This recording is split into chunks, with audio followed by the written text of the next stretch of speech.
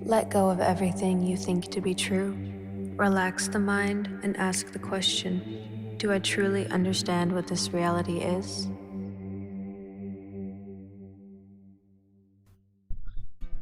So, I want to show you guys this book that Flat Earth British was showing on his channel, which is, I think it's a really big key. So here we have an engraving of the beginning alphabets of man.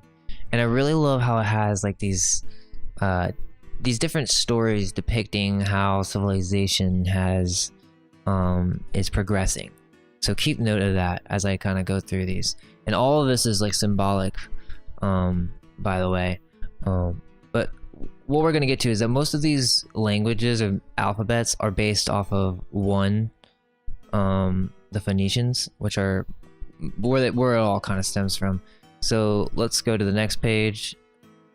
And this is what I want to start to notice, how this is starting to progress. We're starting to have, like, she's pointing to civilization. You see, this is when we have, looks like Jesus, really. So this is kind of the beginning of when we start to see these little buildings in here. And start, you know, because when we think of the Bible, I mean, what kind of buildings are we thinking they were building in biblical time? You know what I mean?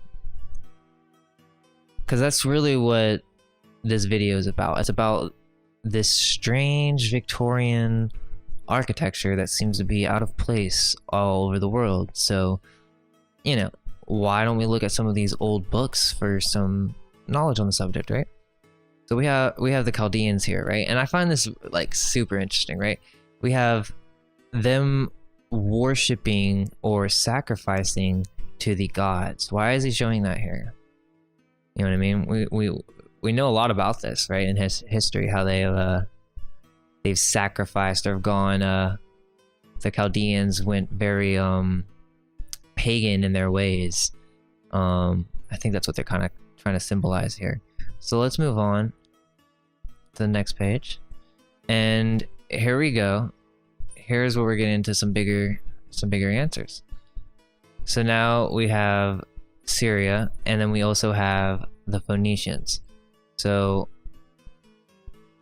what is this? You know what I mean? Like, when we think of the Phoenicians, I don't remember anything about dome buildings. I remember hearing that they were very, you know, they sailed all on the coast of Africa to Britain and all that.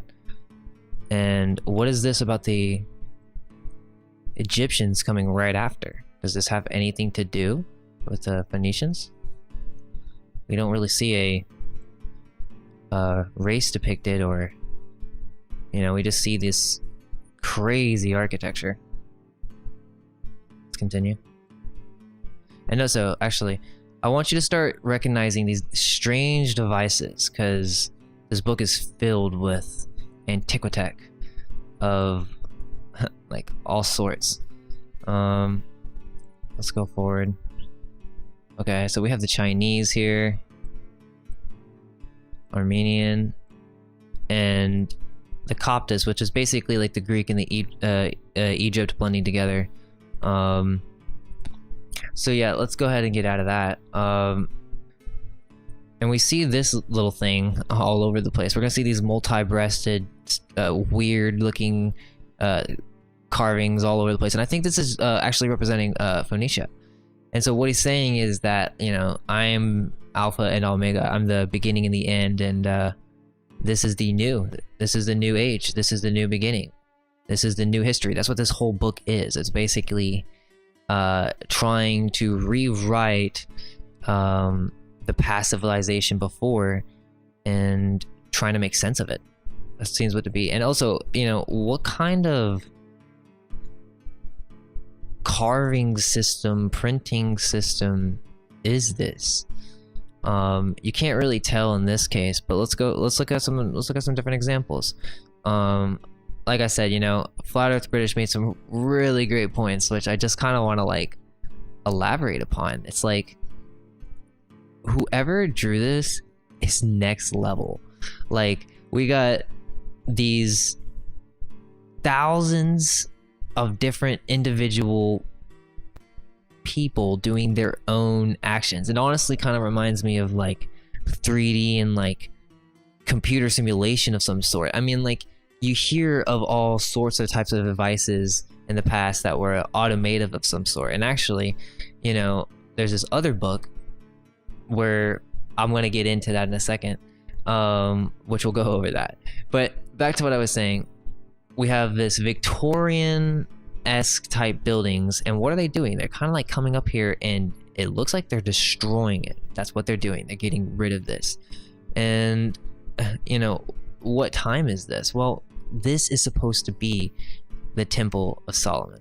So this is why this book is so important, because when we go to look at what the Temple of Solomon looks like, or how it's depicted in here, it's depicted like some Victorian modern architecture. You know what I mean? Like, is this really, you know, is this really what we were capable of building? You know what I mean? Is this what the Hebrews built? Well, the Bible says that the Phoenicians built this. And like I said in the first video, the Phoenicians are the Irish. So the Irish built this. The Phoenicians is just a cover name. It's just like a little scapegoat. Like, you're like looking at the Phoenicians, you're like following their tracks, and then, you know, you're creating a little history for someone that never really existed. So why wasn't the Gaelic language mentioned in these languages? Do you want to know why? Because this is a Roman book. This is, or supposedly, right?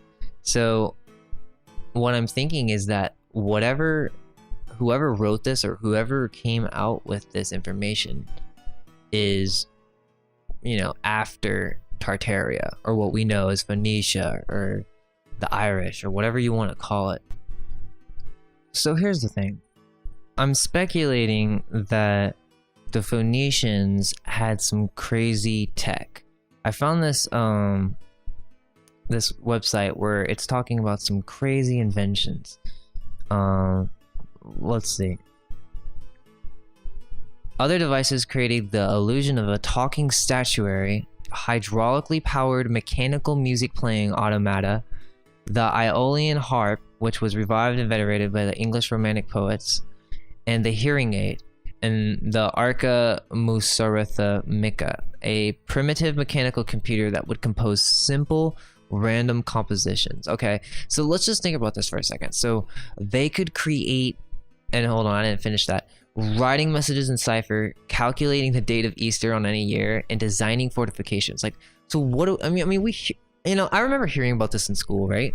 Like, they used to have computers, and, you know, we think about like sundials and stuff like that. It's like, how did these things work? Well, this book right here is showing you like all sorts of a device that creates melodies on its own, a talking statue. I mean, I just feel like we don't understand. And we have these instruments. It seems like this is kind of like some palmistry kind of thing, like integrating it with astrology or something. That's interesting. Then you have these big buildings, and then like some kind of like device that I guess the talking statue comes from. Is this like a telephone of some sort? A study of the ear, astrological references to the ear. So I start to speculate that we have all these engravings. These, you know, this has a specific look to it, right? You have all these different engraving type looks. Let's go back to this. All right, so we have, all right, let's look at this example. You know what I mean? So like, you can come in here and study this. You can come here and zoom into any single one. And I just wonder, is it possible that maybe they had some type of auto drawing system? I'm not trying to like be like super skeptical. Like, let's just be real. I mean, they had something that could compute musical compositions. You would think if they couldn't do photography, they would think of something, you know. And if they're the ones building all these buildings, then I don't know. These buildings are so great and so magnificent. Like, I would assume that, who knows, maybe they left over some type of printing technology, and the people who came and did this mass murder, I mean, like, this is some crazy stuff here. Why are they doing this? Well, there was some secret knowledge here. And I believe the Jews, right, in Jerusalem, whoever was left over and survived and was remaining in this magnificent temple that was created by the Phoenicians, right? They wanted access to whatever the Hebrews were hiding. And that's what we know as, you know, the Roman Wars. And that's what this is. Some crazy, dark, horrific stuff, right? But why did it happen? Because they didn't know what was going on. All this stuff was left over, all this magnificent architecture. You can see all this kind of like mud stuff. What is all this? It's all ruined. Well, so is this a depiction of Solomon's temple right here? Like, this is what they're saying was in biblical times? And look at what they did to an entire nation. I wonder why, right? There's a lot of confusion. Here we have a depiction of the goddess Diane. And this is from Phoenicia, which obviously the Romans took, but let's look at where it came from. So, let's see. This is because the cult of Artemis, introduced by the Greeks who populated part of the coast at the beginning of the first millennium BC. So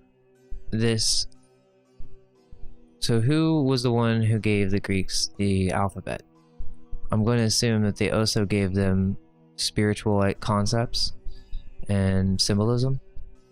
So, and then this is a older depiction of what now we just have her depicted as, you know, with a simple tunic, and it's not so graphic. So this is the older depiction of what we have in New York, Statue of Liberty. Okay, and here we have an older depiction of the Statue of Liberty, or Diana. This seems to be some magnetic levitation device of some sort. And you'll see these strange devices all over the place. And I think what I think these are symbols, meaning like these engravings that we all know, whatever artist or whatever created this, you know, this has been kind of manipulated to be now kind of like an arcane symbol, meaning like I don't even know if like the technology actually looked like this, but now, you know, there's another one, the fasces. Let's look at that. Let's see. So here we have these instruments of torture, but I think that this thing right here was some type of sonar device, you could say, some deadly weapon of multiple flutes tied together that could do some serious damage. Do you really think this would like hurt someone? I mean, like, it just seems kind of like doesn't seem like the most efficient way to make an axe, right? Well, that's what I'm trying to say, is I think that this is all symbolism. Somebody like you know, knew their stuff here. So we have the Temple of Solomon that in the Hebrew Bible actually says was created by the Phoenicians because of their crafting abilities. You know what I mean? Which I think is just a cover up. Look at the size of this angel compared to this temple. And that's an angel. You know, we could be like even like a fourth of that. So basically this is massive. So if we zoom in here, we can see the astrological symbolism of the man, the eagle, the ox, and the lion. And this just all goes back to the Irish. So I think they call this the Phoenicians, right? But this is really the Irish created this. Okay, so let's start to make some connections. In the Book of Mormonism, we have this illustration, and I really want to start to tie it together because, you know, I've been looking into the Tartaria conspiracy, right? And then you start to discover that all this strange architecture has this, these similarities that keep repeating. And, you know, once you know what the Book of Mormonism is about, you could start to look for certain clues, and I think this is one of them.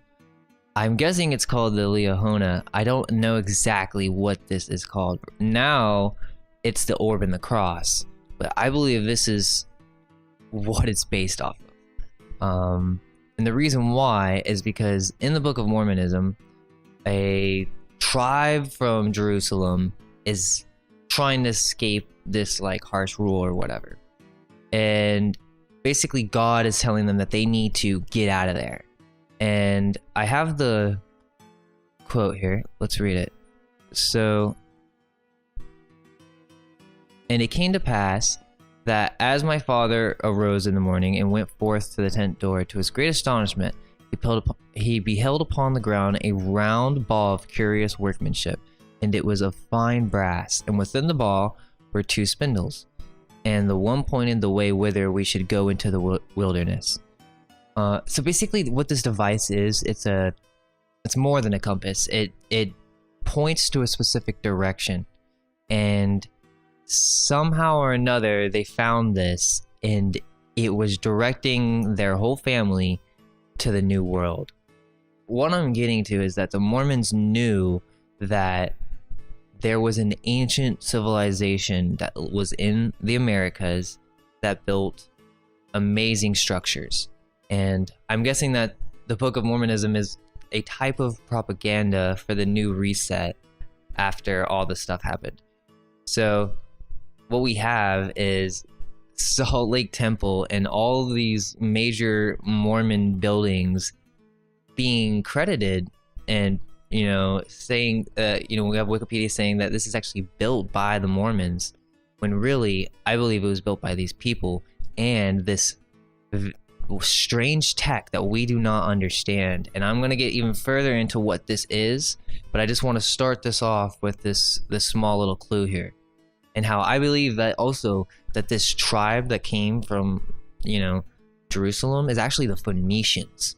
So let's kind of put that into, you know, let's connect the dots there. So the Phoenicians built the Temple of Solomon, so they have some, I mean, and we saw that looked very modern, correct? So we can assume that their building skills were beyond what we understand the ancient world to be. Is that maybe why we don't know who they are? Is that maybe why we have that scapegoat, right? Where we're trying to understand who the Phoenicians were, but they're no one. They're just some made up name called the fake ones, right? It's really the Irish. And they came to America with this device, trying to escape some crazy dictator, and restarted and built most of the cities that we know today. So that's just the kind of start of it, but I'm going to explain more and get and further proof as we go along.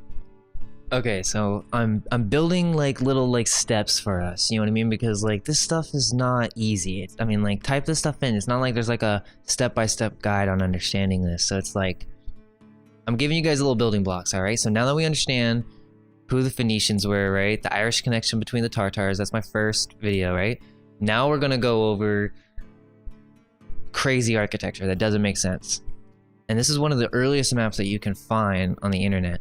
And it's just so telling on what we've lost, right? So let's remember, Phoenicians created the Temple of Solomon. Okay, so we're gonna see a lot of cities here, and this map is upside down, probably to cause more Tartar confusion, right? So it's completely upside down. Over here we have India, and then this is Russia, and then Europe is over here to the east, which is really, this is the west. So this is west, and then here to the left of the screen is east. So I'm still studying this, I'm still trying to understand this, but for the most part, if you look at this map and just kind of hover around, there's a couple big cities, and we see one in Asia over here. But to me, after looking at this map, the biggest one is over here. And I do think on this map, scale counts, because this must have been some type of older map that was depicting what this continent looked like a long time ago. Because when we come over here to Roma, why don't we see something like that? This is from the 1400s. Bologna, we'll go into that. So it's like, even here. So did this spread out? This is Gallia in the past. So it's like, did this spread out over here to Tartaria? And now we have all these insane buildings, cities. This is the old Rome. This is the old church. This is the old empire. And if they were this big on the coast, you would think that they could easily just sail over to the Americas. Alright, so let's recap. Tartaria becoming a global civilization was a product of the Irish Ari spreading the knowledge to the entire world, becoming known as today's Phoenicians. I believe this Aryan race, or the civilization that followed it, possessed advanced knowledge, and I'm talking knowledge about the nature of reality, self, and magnetism. This explains why there's so many out-of-place buildings and architectures that just don't add up with the explanation of history that we're told. In the Bible, we get references of the Tower of Babel, and that there was only one language among men. Could this be why we were so advanced? Could it be that the people of this time were more passionate, you could say obsessed, with the beauty of the mind, material manifestation? Could this be what the Bible was foreshadowing to in reference to what destroyed these people? When we think of the ancient Irish, we think of the Druids. I think that was right after the flood, and with their knowledge of the magnetism, the world, and the self, we can assume that after generations that the Irish spread into East Asia. I think most of these architectures that I'm about to present have a similar fingerprint, or we can see similarities between all the symbolism and the way that they even built these structures. They all have a similar Victorian type feel. So let's start with the Tower of Babel. I mean, come on, do you think this is just entirely made up? The artist was inspired by something. I mean, it's one of the wonders of the ancient world, and now that we know who built the Temple of Solomon, right? Maybe we can assume that Babel was a point in time before the Irish was fully spread out, right? Where they had one language before it started to become tainted, you could say. And all these people were working together willingly, passionately, to create a tower like no other. You know, and this kind of is ringing some bells towards all these strange architectures and the people who may have built them. I actually never had heard of this, but I found this out on John Levi's channel, really amazing channel. Let's look at this. This is Bologna from Italy in the 1700s, or what it's supposed to be. And I just didn't know that there was skyscraper type medieval buildings, I guess you could say. I just think that this is definitely shows an understanding of architecture that I don't think we really like prescribe to the ancients, especially, you know what I mean, 200, 300 years ago. And now we only have like 20 of these towers left, and this is what it used to look like. Freaking incredible. I'm gonna try to pick up the pace here. There's so many different examples, but let's look at another wonder of the world, the Palace of Versailles. There's this awesome video on the Conspiracy RS channel, and it goes into all sorts of stuff like waste management, and there's like so many different connections between what I'm about to say and all that. But let's just keep it to the architecture. And I also found it really interesting how they were trying to put so much effort to these fountains. You know what I mean? When you look into the story of how these fountains were created, and that like they had to make this machine, and this machine is like an engineering feat that would actually like push the water, all the water that they needed to actually create these mechanisms. I don't know. I think that's way beyond its time from the story that we're told. Sounds a little suspicious to me. Let's move on to the Chicago World Fair. So the story is this was built just for the World Fair.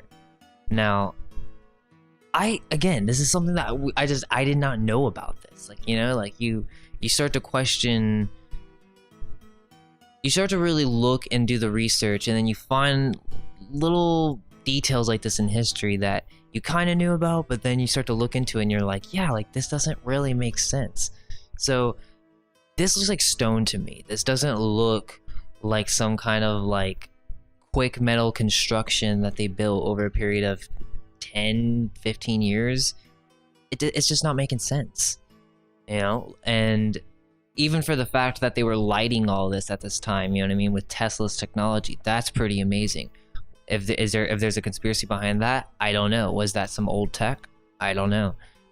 So another out of place architecture is in Nashville, and I've actually been here and I did know about this, but I actually, until recently, you know, until I actually started to look into all this stuff, I did think it was how they presented it, meaning like a replica.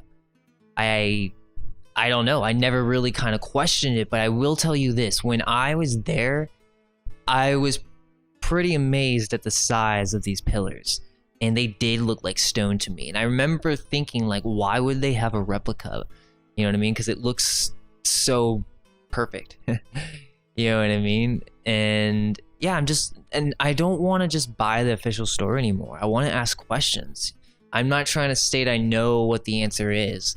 We're gonna get into construction photos. I know about the construction photos for Nashville, but it's just that there's a specific trend in all those construction photos, and it's just not enough for all these, you know what I mean, all these out of place, unexplainable mysteries. It just doesn't really add up. So, and for, you know, new people who may not really understand exactly what I'm, you know, like hinting towards and all this stuff, is like, what we know is Rome, Greece, and what we've been fed through Britain and America, that whole story is a fabrication. And I'm kind of showing an alternative theory to the world in which the Tartarian Empire, or whatever this great civilization was called, the Phoenicians, the Irish, is responsible for most of the architecture in cities, in like the base structures, and not even that, the foundation and like the roads and everything for Rome, France, Spain, California, New York, America. And in the 18th century, something crazy happened, right? And when we're told that America is founded in the 1776, right?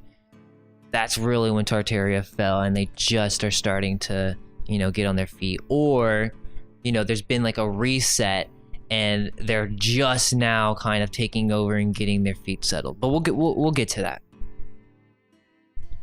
So, all right, so it's more than just the architecture. I would say that's just the first clue.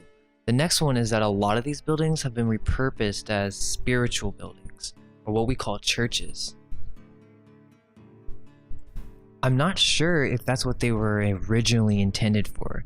A lot of these churches have, again, similar patterns. They have these organs that are built into the churches, and it's quite consistent. Like, the architect must have taken sound vibration into consideration when making these temples.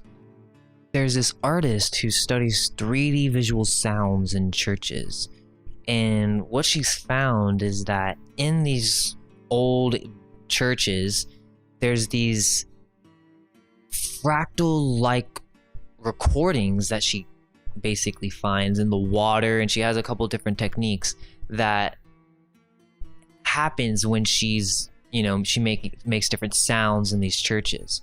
And my theory is that these churches were built with sound vibration like in mind, because they knew that it had an effect on the body and had an effect on their soul. It's like these temples would bounce sound around infinitely, and the people who created these structures knew that that had an effect on the body. I mean, some of these structures are magnificent, you know what I mean? And the fact that they applied a spiritual significance to it, the golden ratio, perfect proportions, and then we got to take into consideration that they took the time to decorate and add all this ornate detail, adding massive sculptures just to glorify its beauty. I mean, this is insane. And we can't even really imagine because so much has been destroyed. I mean, think of the map that I showed you. None of that stuff is there to the same degree. Think of the sculptures from the Chicago Fair. I didn't even know about that. There's this crazy book that I've actually known for a long time, but I'm just now tying it all together with all the knowledge that I'm learning now. And it's Natural Magic by John Baptista. There's so... I mean, like, I can make so many videos off of just this one book alone, and I'm probably going to do that. But one thing specifically that I think ties in here is that there's a specific section where it mentions that, and it actually is talking about Tartaria as well, but it mentions that they used to have this brass device that would emit sound into the city, kind of like a trumpet that would take the wind and turn it into this natural sound vibration. And again, remember what I was saying about the church? I think this affected everybody and their atmosphere and the human body at this time. And I'm saying this because in this specific video of Conspiracy R Us, there's this mystery of why these buildings don't have any bathrooms. And I'm not really going to go into that right now, but this is definitely the start of where I'm going with that conspiracy. But let's continue with just engineering feats that don't make sense for right now. So we went over the machine of Versailles and how the fountains that doesn't really tie together for at the time when they were creating all this, and that it seems like a lot of effort for them to try to like build this crazy machine to be able to have a display of fountains. But there's also these canals in America and Peru that don't really add up for the time that they were created. We also have railroads, city plans, and streets that were already here, and we kind of just took over and used it as a base. We also have star forts, and this is something that I did not know about until I started to look into this alternative history. This is like all over America, and it's even on the Statue of Liberty. So it's like we're not really told about this stuff, and then when we look into it, this official story doesn't add up. Like in Florida, there's a star fort, and the official story is that when the settlers first came here, they built this, this crazy defense fort. Why would they even want to do it in a pentagon, you know what I mean, or a star shape? It's because maybe it was something else, and the settlers came and saw these different structures, used them as defense forts, and now we just have like the remainder of what's been eradicated. I went into the Mormons, but I'm just gonna go over it again. I think it's a really key factor when we're learning about this alternative history. It's like the only kind of like source or something that we can kind of just look at and be like, oh wow, like this is what's put out by some officials. I mean, I still think it was propaganda, but it's kind of crazy that a guy, John Smith, is putting out all this information that is kind of going along with everything that I'm saying. But it's basically about a guy named John Smith who was contacted by an angel named Moroni, and he's told to go dig up these golden plates in a hill nearby. So John spends like 5 years looking for these tablets, and eventually he finds them. And the story that's on these tablets are about a family from Jerusalem who by God were told to venture out into the wilderness or into the new world. Okay, and small tangent, I already went into the little device thing, but all these different architectures that we've been looking at and like if you look at them in Rome too specifically, they'll have these little like devices at the top of the steeples or at the top of, you know, the temple. And with everything that we've been learning about, we know that they've had automated machines. God is telling this family, hey, follow this ball or this device, which seems to be made of some type of mercury metal type of corporation. And also, I find it very interesting that now that device is kind of symbolic for Christianity, the ball and the cross. Why? You know, I have reason to believe that these devices were ether charging devices that created electricity. But here's the thing, it was created from the sun. I mean, think about it. These guys worship the sun, and I think there's so many different reasons why they did. But one of them is that's where they got that's how their technology worked. It worked based off the sun. And that's what that device is. That's what these architectures are. That's why they have all the symbolism integrated into them. Because, and I'm going to slowly show this, but one of the key technologies is this device from Mormonism. So I just wanted to bring that up one more time. Is one of the devices that they use to somehow generate electricity, generate heat, generate something, is this ball device. And it could be that maybe the reason why they're on top of the temples is just to kind of like serve as memory towards the way they got to the new land, or, you know, maybe even to the fact that this device is the base principle of all their technology, meaning it takes sun energy and converts it into electric energy.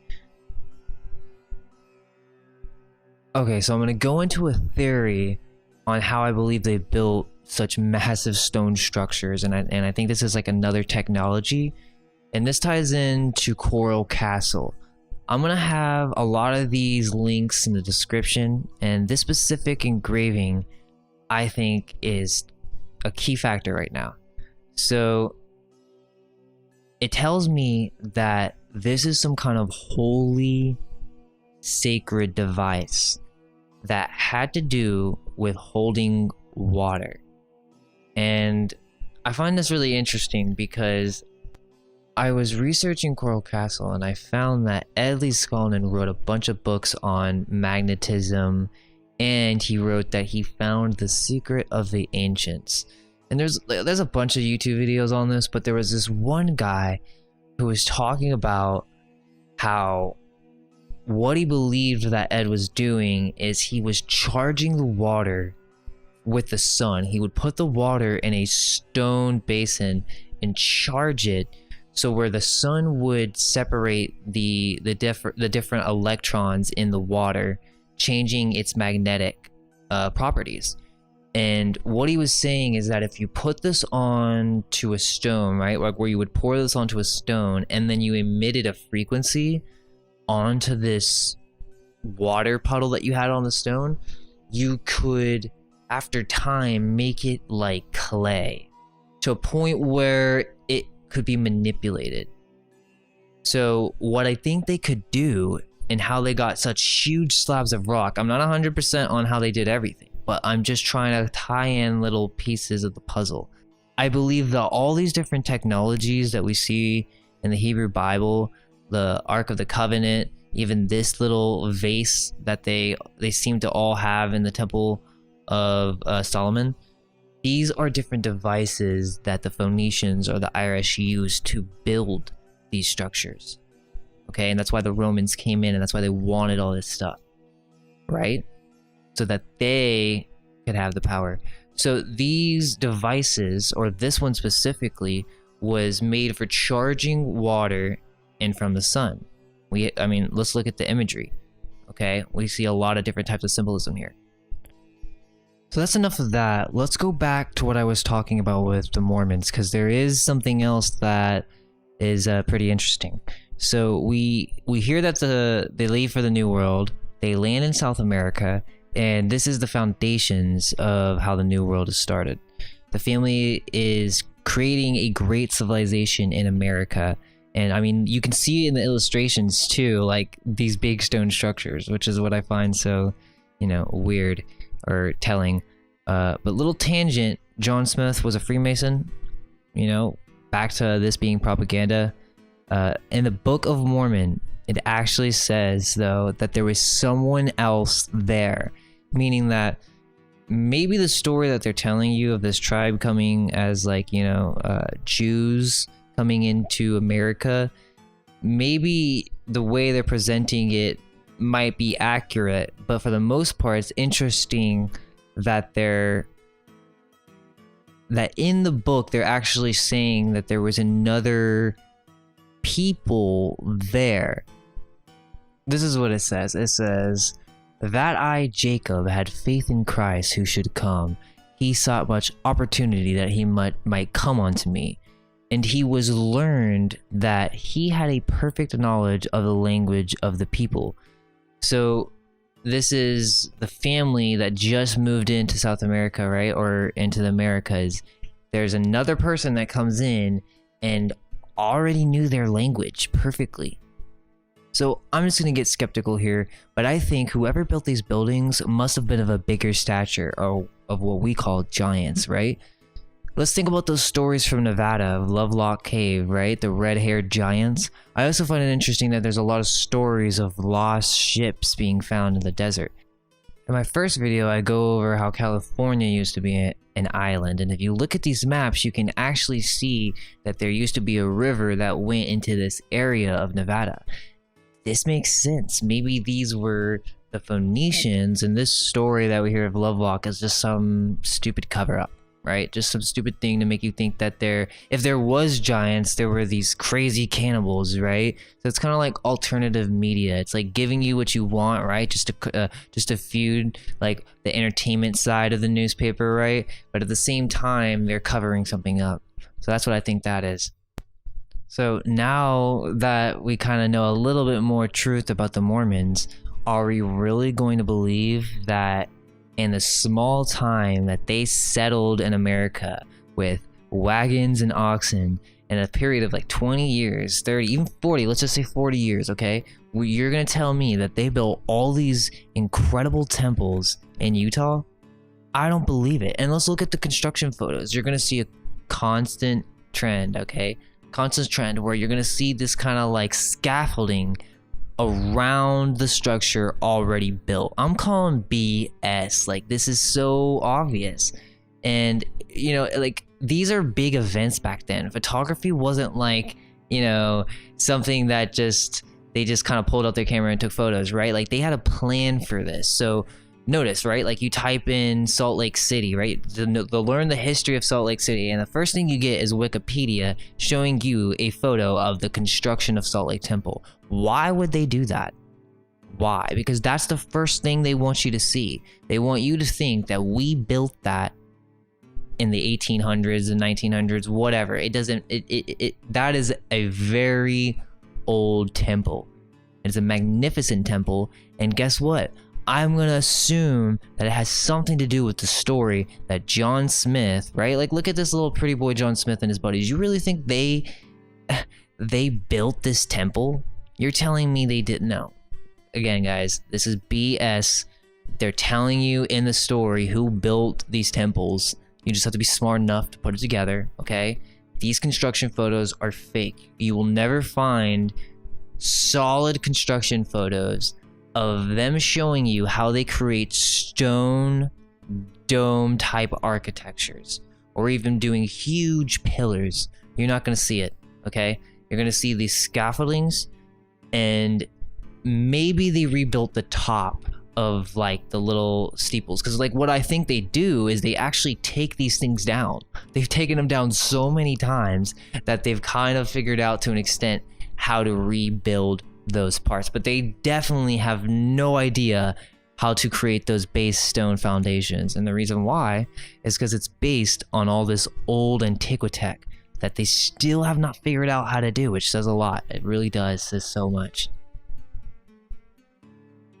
Alright, I want to give a shout out to Tech Dancer. We're going to move on to the next section, which is mysterious illuminations of the 18th and 19th centuries. I mean, this is a really awesome article because, like, I just think it ties in with everything that we're talking about, okay?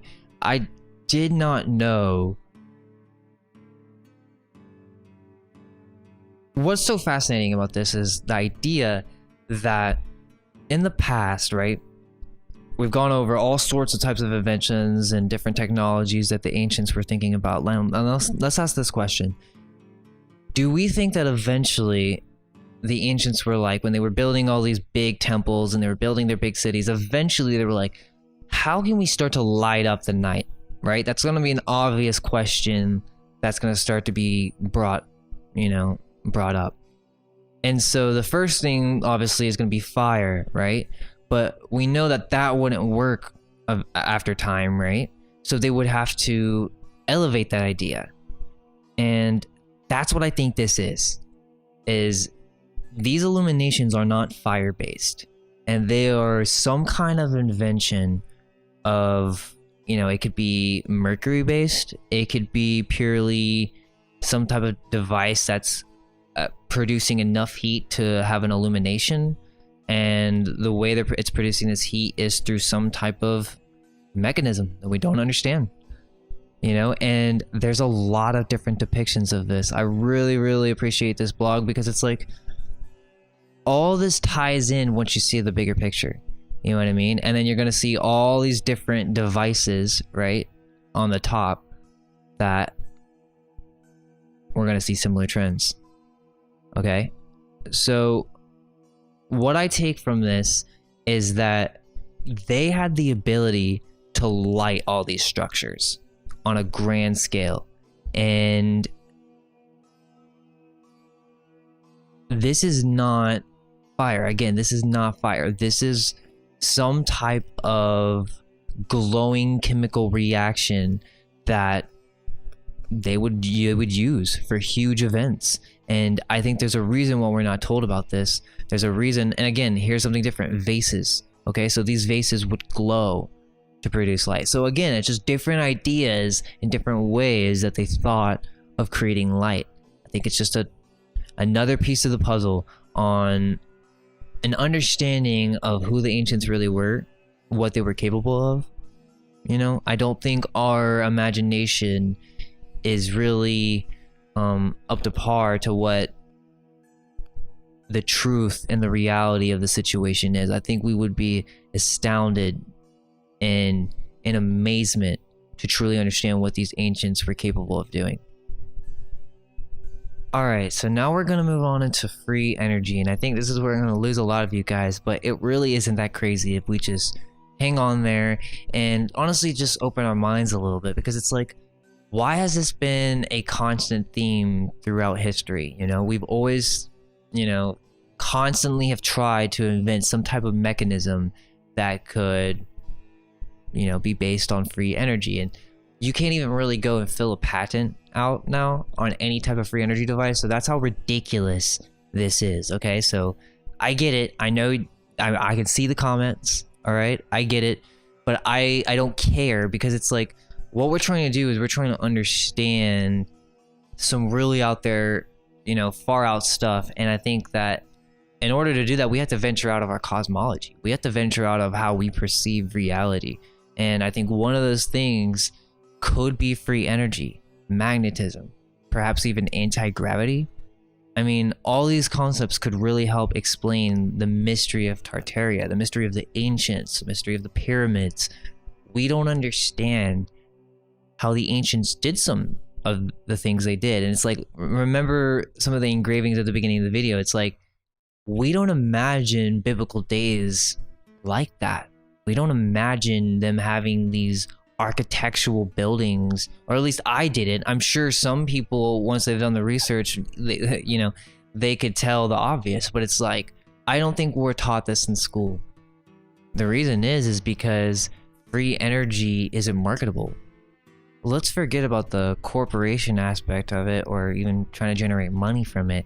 I think it goes back to a cosmology, okay? The idea of free energy shows you that there's a God. That's the idea. I mean, think about the people who were generating these types of technology, right? They were very spiritual. They were the basis of all our religions, right? So I'll get back to the free energy, but before we go to that, let's finish up with these out-of-place mansions, elegant fancy art, and strange fireplaces. So what we know as the Gilded Age is just some propaganda for all these Phoenician buildings, right? The traditional story is the economy was booming, and so a bunch of these millionaires started building these mansions all over America, right? Mark Twain wrote about it, propaganda. Okay. So it says that a lot. If we look online, we'll find that it says these were built in 10 to 20 years. And again, we'll see that there's no construction photos, or we'll just see scaffolding. I think Conspiracy RS has a really great video that explains that whole idea. But I wanted to bring it up because of these fireplaces, right? Or what I think are advanced heating systems of the past, right? So again, let's bring up the Temple of Solomon. So the Phoenicians are building these modern day huge ass temples, okay? So now let's ask a question. It gets cold. How are they going to heat these places up? They don't want to obviously have to build fires in there, right? We've seen a lot of different types of technologies, okay? Now we're getting into something that is going to make a lot of sense now that we know all the things we know. These fireplaces were some type of heating system that worked based off of metal plates and some type of device that is found in all these fireplaces. So the connection here is that these mansions have these huge fireplaces that just don't make sense, right? First of all, they're way too huge, okay? They'll usually have like a painting right where the heat is coming out of the fireplace, right? So that doesn't sound like a good idea. That doesn't make sense. And the whole idea of a chimney is not really smart, right? Like the hot air is going up, leaving the house colder, right? And it's only going to be warm right next to the fire, right? When you look at these buildings, I mean, the living rooms are huge, right? And then you're going to have gatherings of a lot of people. So they needed some other way to heat up this house, and it was not fireplaces. Let me tell you that. It wasn't burning wood, okay? So we'll see these strange devices, okay, that look very similar to what I was showing in the Book of Mormonism, right? The ball and the cross.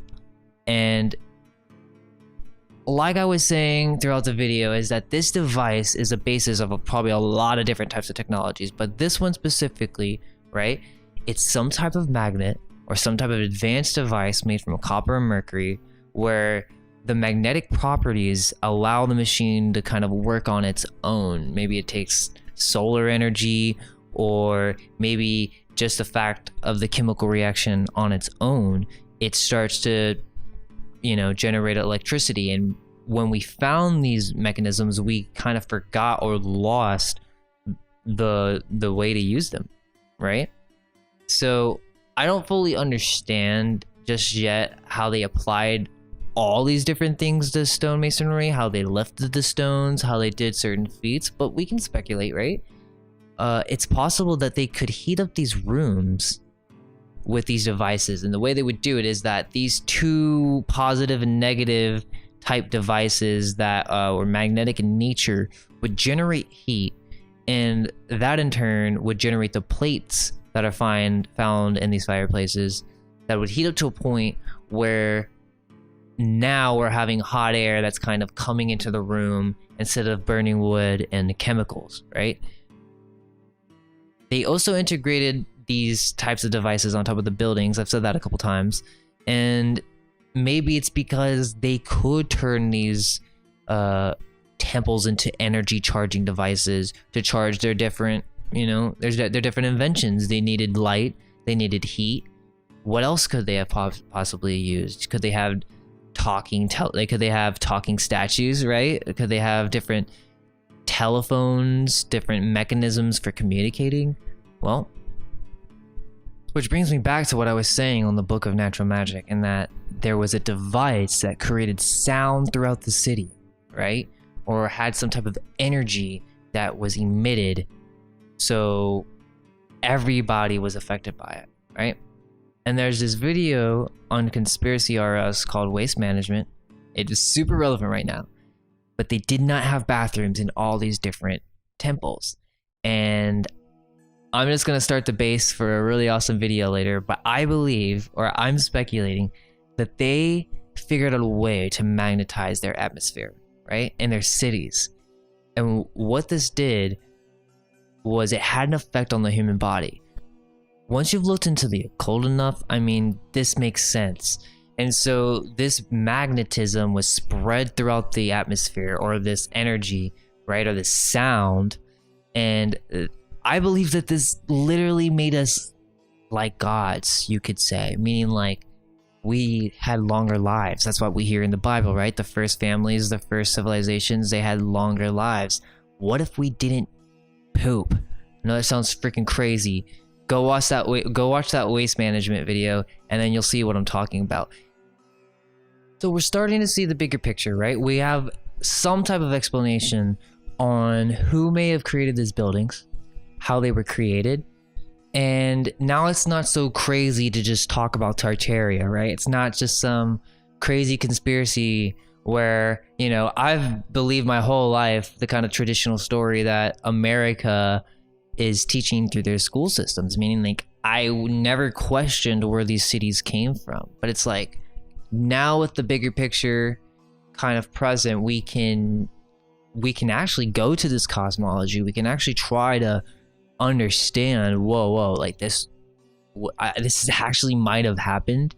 You know what I mean? Like there was a history that was completely different than what we're considering it to be, to what we believe it to be, which it's just not the case. History is not what we believe it to be.